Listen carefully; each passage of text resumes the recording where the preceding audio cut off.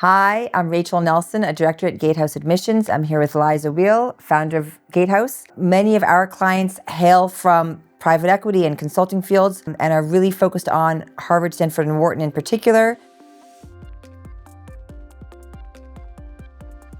So one of the things we thought we would talk about today is how to approach the process if you're a private equity applicant looking at, in particular, Harvard, Stanford, and Wharton, kind of the eternal question. And so I'm going to turn it to you, Liza, to kind of chat a little bit about how you think about kind of working in this space, or how you would advise clients to think about approaching these applications. I mean, just to start, so it's true, a majority of our clients come from private equity, and of course, they are focused on Harvard, Stanford, and Wharton. And in fact, a lot of our time is trying to remind them that there are great opportunities outside of those schools. But I would say, I never worked in private equity. After business school, I was in management consulting, and then I was in education, technology, and product management. But I have built this expertise in private equity. It all started, I still remember it was a couple years ago. He was in private equity, she was in banking, and they were both applying to business school. They both ended up going to Harvard Business School. And they have a lot of friends. They told all of their friends the next year, everybody was banging my door, and most of them were coming from private equity. So really, everything I've learned about private equity, both what it is and how to differentiate yourself, it's all come from our clients. But I think that's actually kind of really important, because I think if I was in private equity, I'd be focused on things like the deal size or how many deals or stepping up into the senior associate role a little bit early, things that we often hear from our clients. But because I haven't been in there, I can see it from an outside point of view, and I can recognize, real strengths, real gems in those stories, but also ensure that the client is explaining them in a way that everybody is going to get without any trace of bravado or ego, which is definitely, going to nix a lot of applications out there. But that's just my thought on private equity in general. How about you in terms of how you think about it or how you approach working with private equity? Yeah, I mean, I actually think, a client is a client. We talk about this all the time. Like effective, I think that we're equipped to work with clients in any industry applying to any school. So obviously, I think we've become fairly specialized to certain kind of careers that clients work in and to certain schools, but the approach is the same no matter what the school is or who the client is. So, I do think there's something about private equity and consulting and tech and banking where there's such competitive applicant pools. And I would say in particular where the applicant pool can look so similar in terms of what the person has worked on and maybe what their extracurriculars are, what their GPA, that type of thing.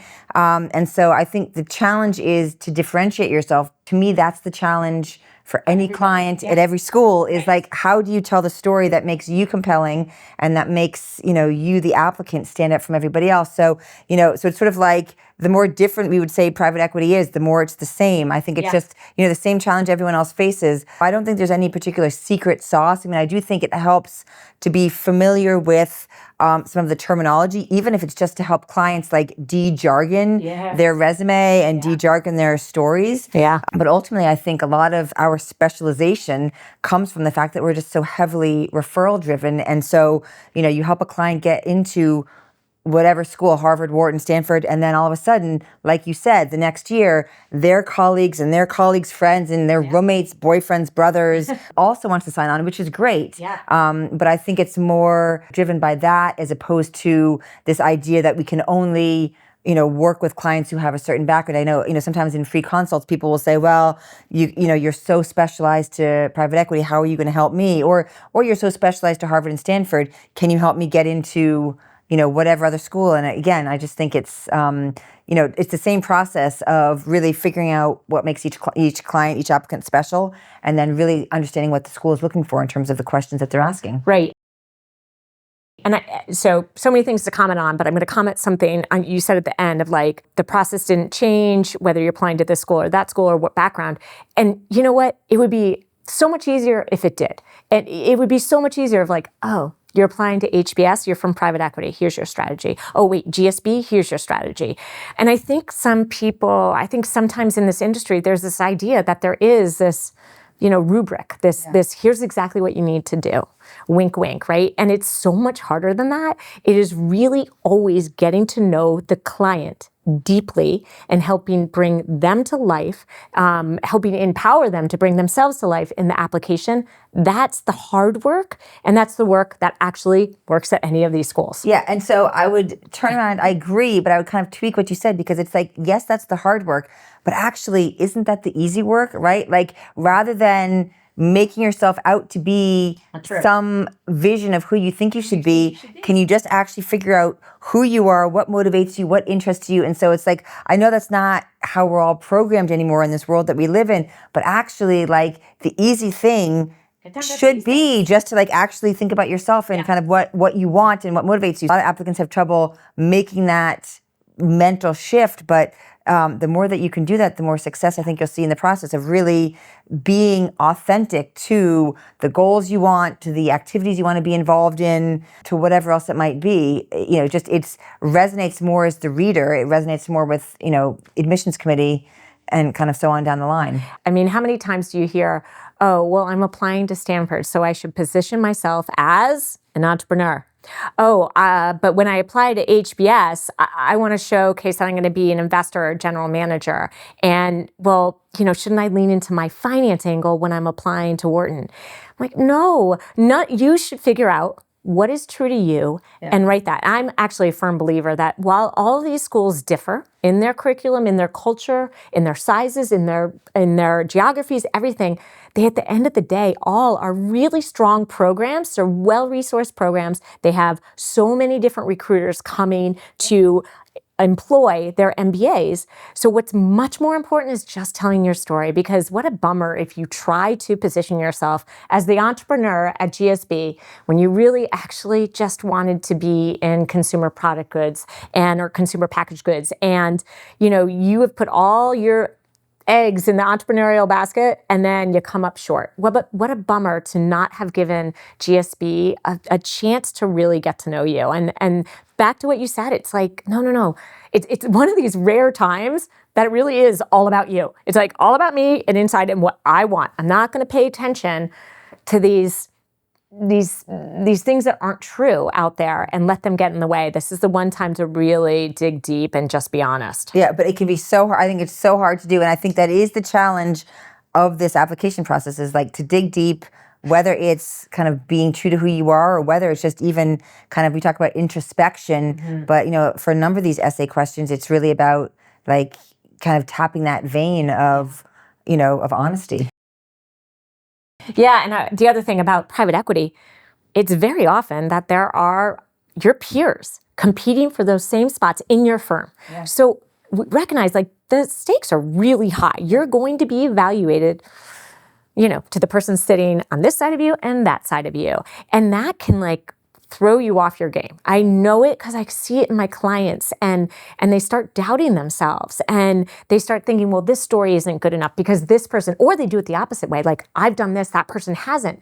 And it's, again, or you get the so-and-so applied last year and here's the route that they took. And I think that's the other thing that people can kind of go down a path where it's like, well, one person I know, this is what they said they wanted to do and they got into Stanford. And it's like, yeah, but that was that person's path. Right. What is your path? What is, kind of what's your angle, your story, kind of what is it that you want to do?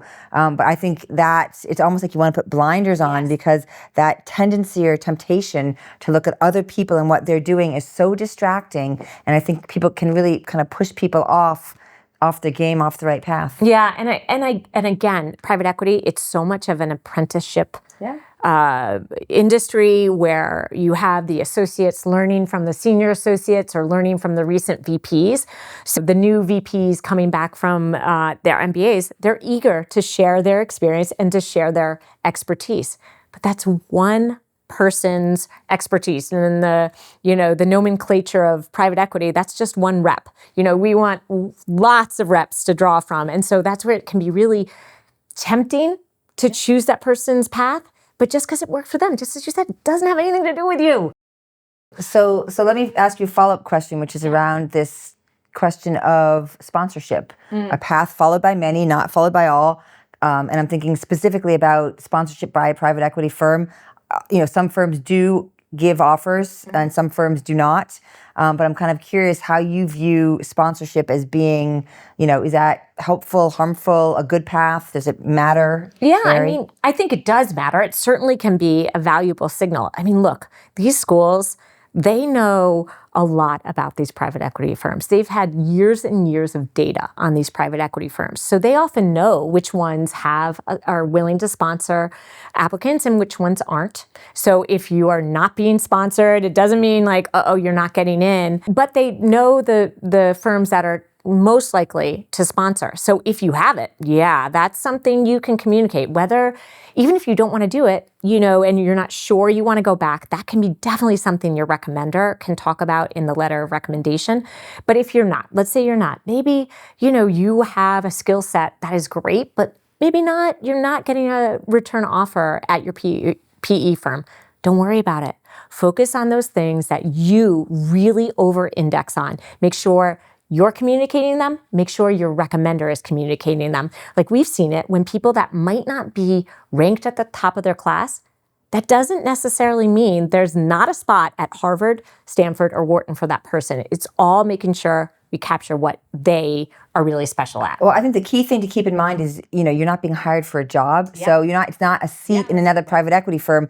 It's a business, a seat in business school. But I've actually had clients over the years at firms that do sponsor, where maybe the client would or wouldn't be offered that sponsorship, but the client doesn't want it, right? And they're wanting to use that experience, in this, in the case I'm thinking of, client worked in banking, then went into private equity, but really wanted to use that to springboard into something else. Yeah. And so again, they were true to what they wanted to do, which was not to return to investing. It was to kind of take that knowledge of working with founders and companies and kind of like morph it into something else. And they had a great success with schools, even though they weren't returning to that kind of tried and true path. So I think it's absolutely fine if someone's maybe not at the top of their class and they're going to kind of pivot to something else. But even if you do have those skills and you just want to do something different, that's okay. That's also okay. Yeah. It goes back to what you said, right? There's no gaming the system. There's no, this is what you should do.